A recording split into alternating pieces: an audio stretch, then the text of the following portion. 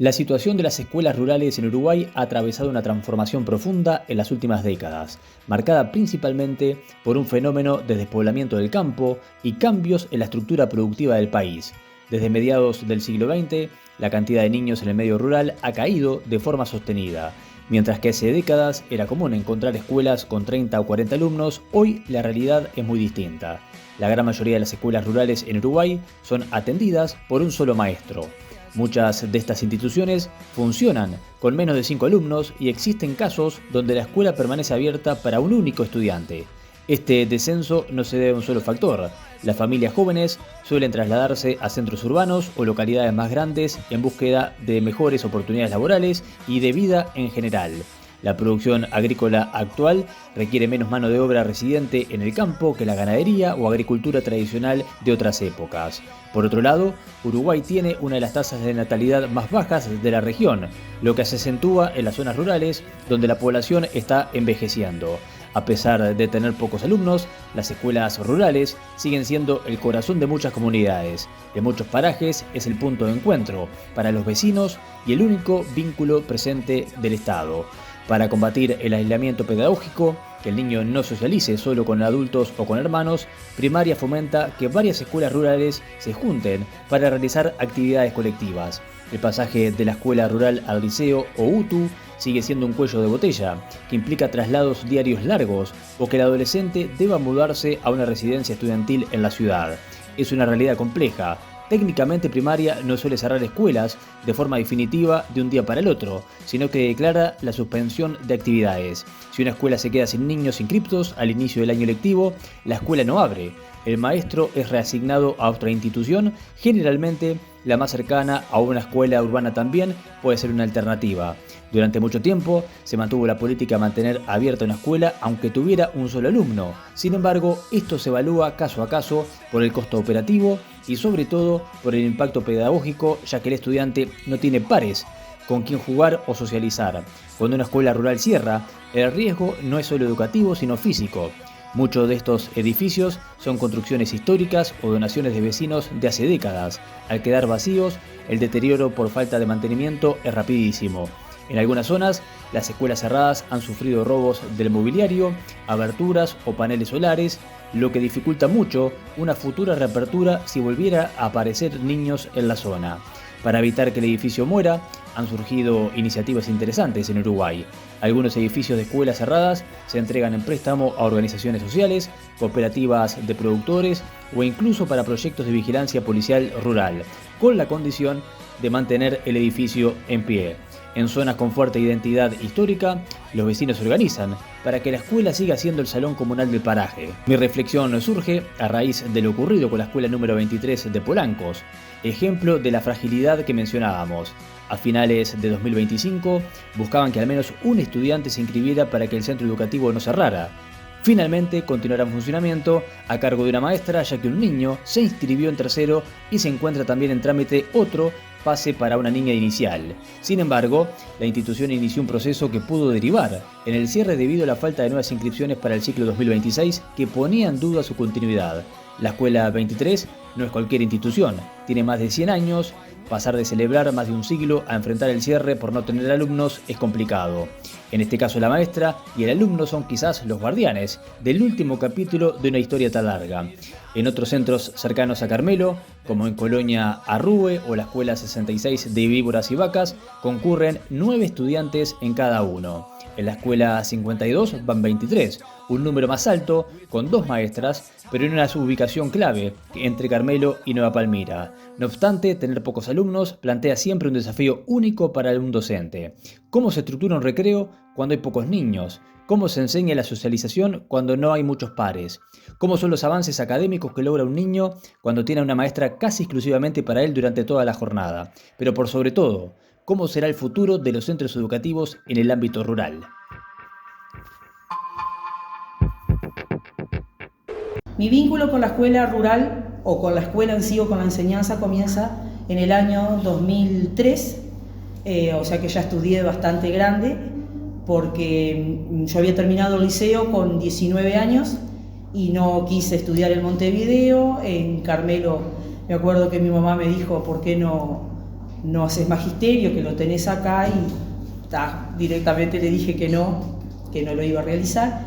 Y bueno, pasaron 10 años y pasaron cosas en la vida, que en el 2003 fui al magisterio, di la prueba de ingreso y hice la carrera.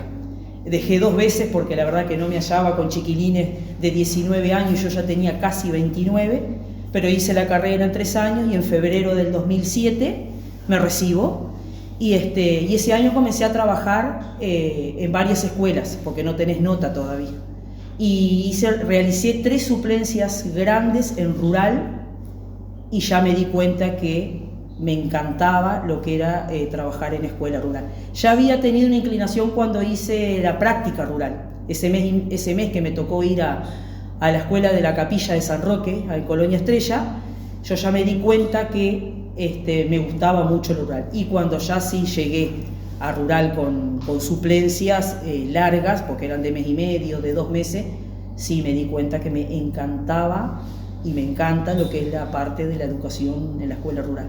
¿Tuviste esa formación o esa instancia de suplencias en el ámbito urbano, en el ámbito rural? ¿Por dónde pasan las principales diferencias? Sí, mira, en la parte rural tú me preguntas en el tema del mecanismo. Sí, en el trabajo general. En el trabajo general, bueno, en el caso mío acá en la escuela, mío y de muchas colegas que somos maestras, directoras y a su vez también maestra, directora, unidocente, cumplimos las 2 funciones, eso es lo principal, tener los 2 cargos en la misma escuela.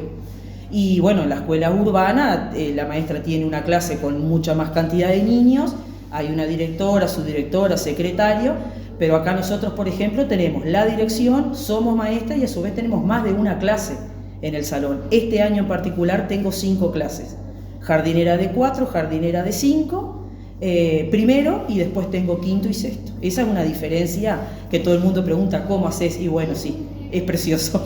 ¿Cómo haces? Es un trabajo, ¿cómo te puedo decir? No difícil, pero constante, y donde cada niño y cada nivel tiene su atención personalizada, ¿no? Se trabajan muchos temas en conjunto, sí, obviamente, porque yo quinto y sexto hay materias y hay áreas que las trabajo juntos.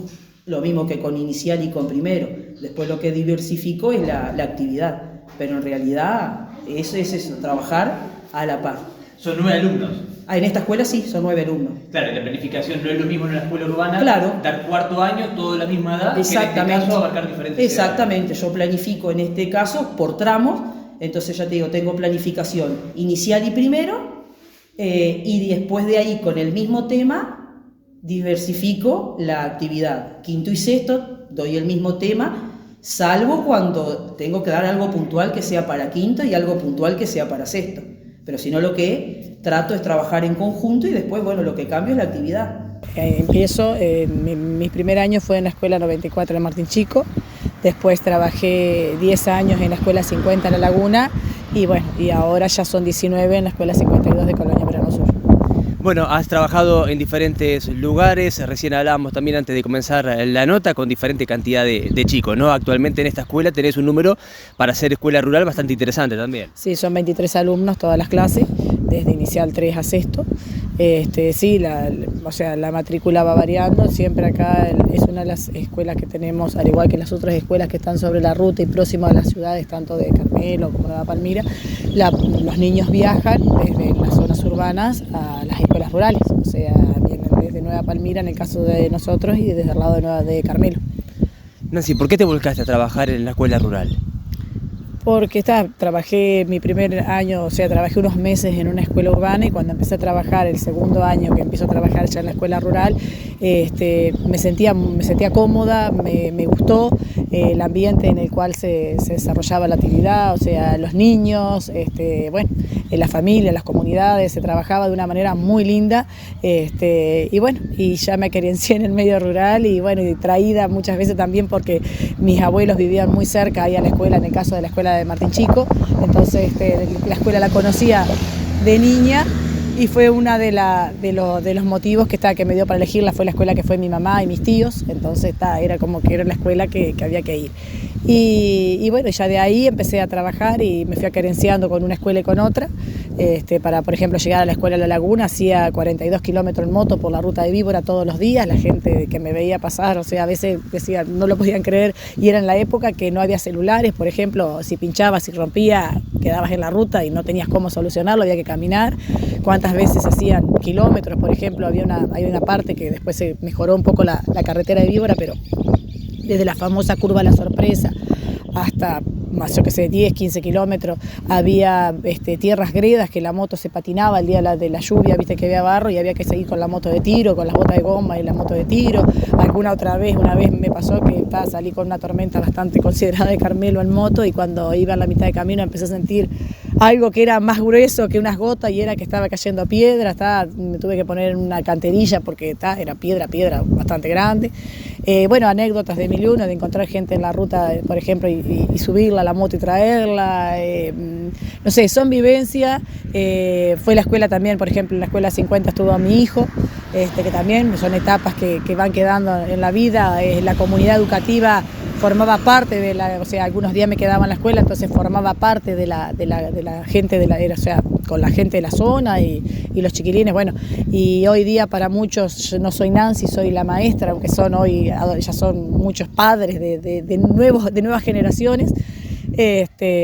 Y bueno, y sigo acá, como ves, sigo en el mismo lugar dándole batalla, defensora, por supuesto, de la escuela rural, porque me encanta lo que hago, y tal vez podía haber tenido la posibilidad de irme a una escuela urbana o otra cosa, y sin embargo me siento muy bien, muy a gusto, y como ya te dije, estoy pensando ya en la retirada, que queda poco, pero desde la escuela rural, o sea, y bueno, y acá estamos con estos grupos de niños y con esta comunidad educativa trabajando como siempre. Llegué a tener en una de las primeras suplencias cuando recién me recibí, llegué a tener 29 de 4 a sexto yo sola.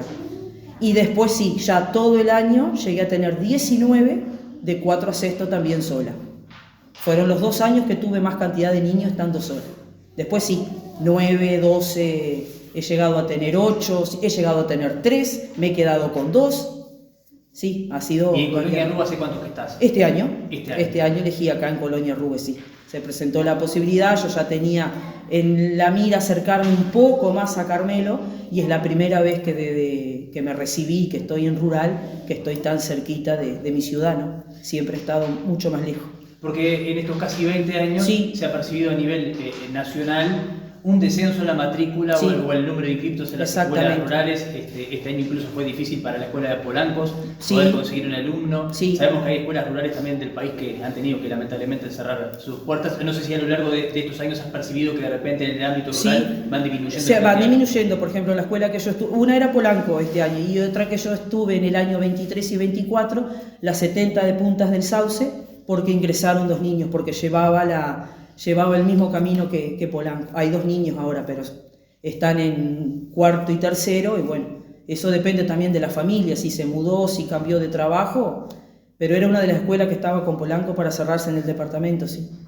Pero el tema es ese, tanta movilidad de gente que se va a la ciudad, va descendiendo la matrícula en rural. Acá el año que viene egresan 2, y ya los 2 que pasan a sexto. Entonces ya ahí tenés un panorama de que si no hay ingresos van quedando los alumnos de las clases menores.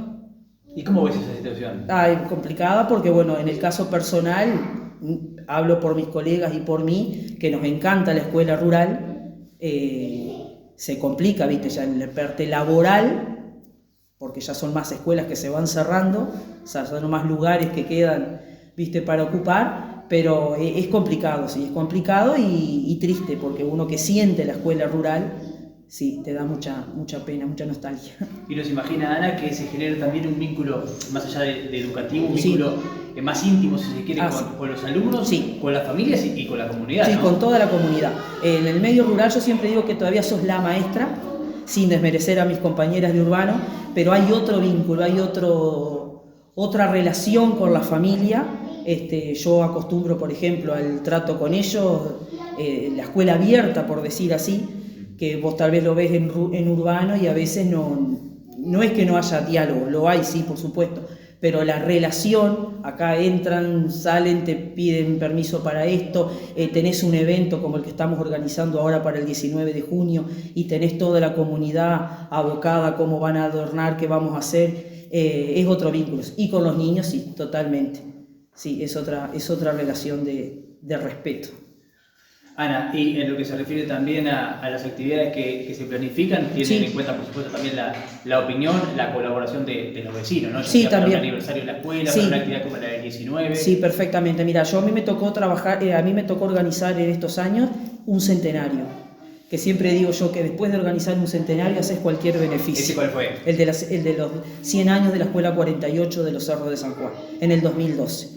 Un grupito reducido de familias, porque ya ahí yo ya estaba sola, ya había vuelto a la escuela en el 2012 y era sola, pero se acercó, cuando empezó a gestionarse lo de los 100 años, se acercó la familia, se acercó la gente de las 2 empresas que están ahí adentro y a su vez ni sabés la cantidad de gente de exalumnos que se acercaron, que habían concurrido a esa escuela y bueno, la fiesta salió preciosa. Y ahora acá, cuando se les comunica que vamos a hacer el acto del 19, cómo se va a realizar, ya están todos presentes, que vamos a hacer esto, vamos a adornar acá, vamos a arreglar y la verdad que sí, la colaboración en el medio rural es grande. Claro, el tema es como lo decía Agustín Ferreiro, que todo lo que pasaba a 5 kilómetros de la escuela acaecía en la escuela. Bueno, esto es así, o sea, todo lo que de la zona pasa, la escuela pasa a ser el referente. O sea, vos una vez al año, por ejemplo, tenés que hacer eventos 1 o 2 veces en el año para que la escuela se sienta, como siempre me dicen los padres, la escuela tiene que estar viva. Y bueno, la manera que está viva es hacer actividades que la escuela nuclee a la gente, no solamente a los padres que están relacionados con la escuela, porque la escuela de por sí, o sea, vienen por los hijos y lo demás, sino por los vecinos, por la comunidad toda, que la gente quiere venir a la escuela porque es el centro de referencia de la zona. Los exalumnos que cada vez que haces alguna actividad siempre vienen y a recordar, o sea, nos pasa a nosotros cuando vamos, ahora yo ya sé que se está preparando los 100 años de la Escuela 92 para el año que viene, y bueno, yo soy exalumna, y también empieza uno como que el lugar donde uno fue a la escuela, tenemos nuestro corazón y nuestro recuerdo quedan, y acá pasa lo mismo, y en el medio rural más todavía, porque al ser comunidades chicas, es como que la gente más se apega también a la escuela para que sea el centro de referencia. En este caso puntual, la escuela ha tenido incluso, en relación a que cuando comenzaste, un aumento de la matrícula, está muy bien ubicada, cerquita de Nueva Palmira, cerquita de Carmelo, pero hay otras escuelas rurales que también de repente pueden tener un acceso un poco más difícil, como la escuela número 23 de Polanco, que han quedado muy cerca del cierre. Vos también has conocido otras experiencias en el departamento de Soriano. Eso tuvo una dificultad, ¿no? Sí, lo que da pena a uno como maestro rural cuando se cierra una escuela, porque o sea, no solamente la escuela se cierra, sino se cierra la historia, porque o sea, por esas escuelas, por esos salones pasaron muchos alumnos, y la historia queda ahí, o sea, en esos salones, en esas paredes queda todo lo vivido.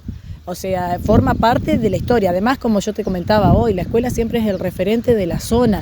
O sea como sea, ese lugar enclavado, tenga pocos niños, tenga muchos niños, es el lugar que queda enclavado. O sea, la escuela rural, buen día. Acá tenemos otra maestra rural de muchos años. Ella, ¿qué hace? ¿Cómo anda? Ella fue maestra rural, pero nada más que del departamento de Soriano. Ella es de los pagos de Soriano. Yo trabajé siempre en el departamento de Soriano. Siempre en el departamento de Soriano. Toda la carrera laboral la hice en el departamento de Soriano. Trabajé al inicio, cuando recién me recibí, pues soy recibida acá en el IFD de Carmelo. Sí, hice alguna suplencia 1 año o 2 acá, pero después inmediatamente me trasladé al departamento de Soriano. Ha cambiado un poco también la población de Uruguay, la gente que ha optado por las zonas urbanas por diferentes motivos, trabajo, cercanía, lo que sea, y ha hecho que muchas escuelas rurales de repente tengan menor cantidad de alumnos al punto de que muchas se han cerrado. Eso, sí, eso yo lo viví en mis últimos años de trabajo, la falta de población en el medio rural, la falta de trabajo, la gente se va, tienen otras perspectivas. Sí, yo viví mientras trabajaba en mi zona cierres de escuelas rurales con todo el dolor del alma, pero bueno, pasa. Yo llego a las 8 a esta escuela y ya mi compañera de trabajo está. Tengo una auxiliar presupuestada por primaria, ella ya está, y bueno, yo en el correr de la mañana hago la parte administrativa en sí, bueno, lo que consta de la parte de la administración económica y libro de caja, material, documento de los niños. Aprovecho también y veo si la planificación ya está acorde al día. Y bueno, a las 10 menos cuarto, 10 menos 10 comienzan a llegar. Trabajamos hasta las 12, a las 12 está el almuerzo, 12 a 12:30 se almuerza, después el recreo y a la 1 ya volvemos al salón hasta las 15. El horario de esta escuela, ellos de 10 a 15. De 10 a 15 sí, con el almuerzo. Con el almuerzo, de 10 a 15. Ana, entonces sí. sos, de alguna manera, también una diferencia con las escuelas urbanas, una persona que cumple múltiples funciones. Sí, muchas. La verdad que sí. De lo administrativo implica lo que es toda la parte, bueno, valga la redundancia, administrativa desde lo económico, la parte de cobrar comedor, cobrar partidas de limpieza, de agua, concurrir al banco, hacer las compras, pagar, realizar las rendiciones, bueno, libro de diario permanentemente todos los días, como lleva su nombre, libro diario, y después siempre el control de la documentación de los niños si tenés todo, cédula, carnet vigente, en eso permanentemente fijándonos. El pasaje de lista por la plataforma Gurí, y esa es la parte administrativa. Después viene la parte de trabajo, ¿no? La planificación y llevarlo a cabo. Bueno, con respecto al trabajo justamente sí. educativo, de repente uno puede pensar que la ventaja en grupos reducidos es una atención quizás más personalizada. Sí. Quizás en una clase más grande algún chico puede ir quedando atrás y tiene alguna dificultad. En este caso se puede hacer como de repente sí, más énfasis, ¿no? Efectivamente, si en una clase de un solo cuarto año, como tú me decías hoy, sí, la maestra planificó las actividades del día para todo cuarto y bueno, tal vez tenés algún trabajo diferenciado con algún alumno, pero vas con lo mismo. Sin embargo, yo acá en rural, este año y todos los años, planificás, pero a su vez dentro de ese nivel, tal vez tenés que diversificar con el mismo alumno de ese nivel, ¿viste? Entonces, es como que yo siempre digo, cuando les digo a ellos, esperen chiquilines que estoy con tal clase, porque ese tema es nuevo o lo tengo que explicar de otra manera, entonces el resto trabaja autónomamente, ¿viste? Pero la manera de trabajar es completamente distinta, sí.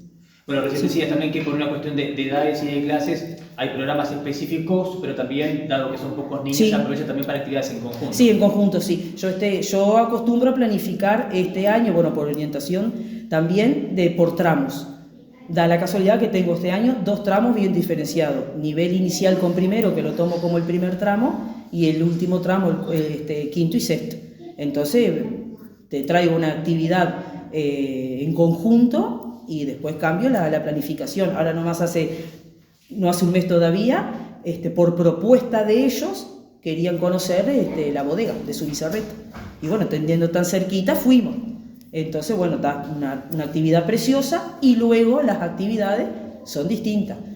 Primero te puede escribir lo que hizo, inicial te recorta tal vez las fotos de lo que sacamos y en el orden que se fue dando, sexto ya te hace un texto, entonces vas diversificando, ¿viste? La actividad. Ana, ¿te imaginas toda tu carrera en el ámbito rural? Sí, termino en el ámbito rural, sí.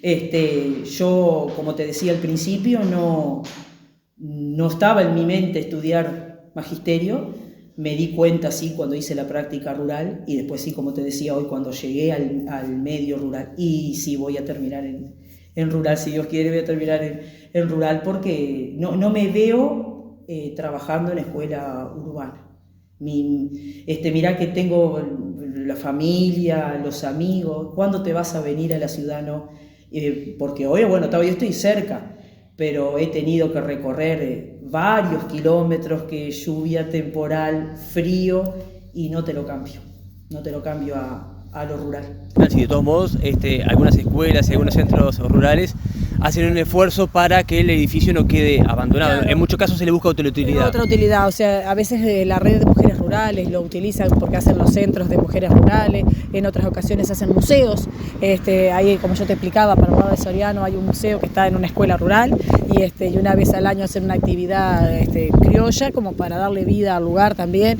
El edificio queda, o sea, pero lo que da duele y todo lo demás es cuando se cierra la puerta y todos esos recuerdos quedaron ahí, o sea, que no sigan otras generaciones nuevas, porque siempre estamos proyectando que los edificios, la educación, o sea, proyectamos para las generaciones que van a venir también. Entonces, te da no sé qué que una escuela quede cerrada cuando hay futuras generaciones que puedan llegar a usarla también. Siempre, te vuelvo a decir, el dolor es que una escuela se cierre, eso es clarito, o sea, que una escuela cierre su puerta es muy doloroso y muy triste. Nancy, ¿cómo es el avance pedagógico de los niños? Porque a veces son pocos, tienen diferentes edades, es una atención también, si se quiere, mucho más personalizada que en un centro urbano. Claro, o sea, lo que tenemos, la ventaja que tenés en una escuela rural es el multigrado, que es la atención, o sea, es la circulación de saberes, digamos, desde primero a sexto, cuando los tenés todos en un mismo salón, que a veces el niño que va avanzando, va escuchando, va viendo lo que el otro hace. Entonces, a veces, por ejemplo, vos estás trabajando en sexto año fotosíntesis y el chiquito de segundo ya sabe que la planta algo hace, o sea, tal vez no sabe la palabra, pero al explicárselo y así, o sea, es una circulación de saberes que muchas veces también está relacionado que tratamos de que sean núcleos temáticos con los que se trabajan. Entonces, núcleos temáticos de temas que estén también muy relacionados a ellos. Por ejemplo, si vos vas a trabajar la planta, por decirte algo, y todas las funciones y todas las, porque hay una realidad, si bien tenés de primero a sexto, pero el de primero no puede tener el mismo saber que el de sexto. Claro. O sea, tiene que haber una complejidad en todo ese proceso. O sea, vos podés trabajar con la planta, sí, pero la planta de primero no puede ser el mismo concepto que terminó el de sexto, porque si no hay algo que no está bien. O sea, se van haciendo más complejo en la trama, o sea, los saberes que vas trabajando se va haciendo más complejo. Entonces, si bien podés trabajar con todos juntos, cuando llega el momento, cada uno le tiene que quedar un concepto claro de lo que estuvo trabajando. Si bien, como te digo, los chiquitos tal vez escucharon lo que el otro dijo, pero él se tiene que quedar claro con su concepto de lo que vos te propusiste, tu meta de trabajo con él tiene que estar clara, y con las otras clases también. Por eso te digo, se va haciendo más complejo la trama del concepto en sí. Si bien podés trabajar con lo mismo, que a veces es lo que te ayuda en el multigrado, tenés que tener claro que cada uno tiene que tener su conocimiento, el conocimiento propio del grado que está. Lo que a veces te ayuda también en el multigrado es el trabajo individual y el trabajo autónomo, porque vos en algún momento vos tenés que trabajar presencial, por ejemplo, con primero, con segundo, o sea, con tercero, o con cuarto, quinto, sexto. Entonces lo que haces es una distribución que se utiliza y que todavía, por ejemplo, yo lo sigo utilizando, el famoso cuadro Gándara, que es una distribución de tiempo, porque a veces los tiempos lo que más cuesta es la administración del tiempo, o sea, organizar los tiempos. Entonces ese cuadro lo que te ayuda es a saber en qué momento vos trabajás con los niños presencial y cuando están autónomos. Entonces es la distribución, por ejemplo, de 10, vamos a poner el caso de nosotros, de 8 y cuarto a 9 y cuarto trabajo con sexto, por decir algo, yo presencial. Mientras yo trabajo con ellos, los otros están trabajando con un trabajo en un libro, o están trabajando en una fotocopia, o están viendo algo que ya trabajaron. O sea, están reafirmando un concepto que ya trabajaron. Después cambiamos, por ejemplo, de las 10 a las 11 trabaja cuarto, y sexto y quinto trabajan en forma autónoma. Es la manera que vos también tenés de poder trabajar personal, o sea, con la clase que vas a trabajar, el concepto nuevo que vas a trabajar. Capaz que mucha gente se lleva la sorpresa si me escucha porque no fue vocacional, pero pienso que tal vez algo vocacional... algo había. Algo hay, más allá de que vengo de familia docente, pero a mí me llegó estar. Yo el contacto con los niños, la relación que tengo con los niños, la hago muy dinámica, por decirte así. Me llevo muy bien con ellos. Me divierto, enseño y me divierto con ellos porque es otra relación, sí. Entonces me encantó. Del primer momento me encantó. Y bueno, y aquí en la escuela rural voy a terminar mi carrera, sí. Bueno, ya en parte lo explicaste, te hago la última, Ana. Sí. ¿Qué es la escuela rural para vos? Para mí es mi familia, es un sentimiento muy especial y muy fuerte, de amor te diría, porque yo paso la mayor cantidad del tiempo de mi día, si bien son 8 o 9 horas, o cuando tenés que preparar algo que vas y volvés o te quedás, pero no cortás nunca ese vínculo, porque llegás a tu ciudad y seguís realizando cosas. para la escuela, que si es las compras, que si es el banco, como te decía, si es organizando un cumpleaños, si es organizando una fiesta, un evento, lo que sea. Como te decía recién, yo no me veo trabajando en escuela urbana, porque mi sentimiento está en la escuela rural. Yo, como te puedo decir, yo soy feliz en la escuela rural. Yo llego feliz a la escuela rural y paso muy bien con los chiquilines y con mis compañeras de trabajo. Para mí fue mi vida, porque en ella tengo recuerdos de mi compañero de vida que me acompañó durante todo el tiempo que estuvimos juntos. Fue un compañero que estuvo y me ayudó de venir desde un sábado, un domingo a pintar una escuela, a arreglar un banco, a cortar un pasto. Mi hijo formó parte de la escuela rural y bueno, y acá sigo dándole batalla. A ver, lo que me encantaría que las escuelas rurales preserven en el tiempo, o sea, que no se cierren, o sea, que haya no sé, se revierta de alguna manera y que las escuelas rurales sigan estando presentes, al igual que las escuelas urbanas y todo lo demás, pero yo hablo desde lo mío, desde lo personal, porque realmente los que tuvimos la suerte de poder trabajar en escuelas rurales, nos llena de una manera los recuerdos, o sea, el encontrar esos alumnos y decir, maestra, con esa impronta, con ese orgullo que vos lo sentís, eso no tiene precio. Porque tal vez la parte económica no te reditúe, pero la parte emocional es lo que te llena el alma. Y vos aprendés que estamos de paso, que el paso nuestro es muy cortito y esos momentos y esas cosas son las cosas que a vos te quedan y te quedan para siempre. Como maestra rural de muchísimos años, lo único que puedo decir, viva la escuela rural. It's like the day has turned to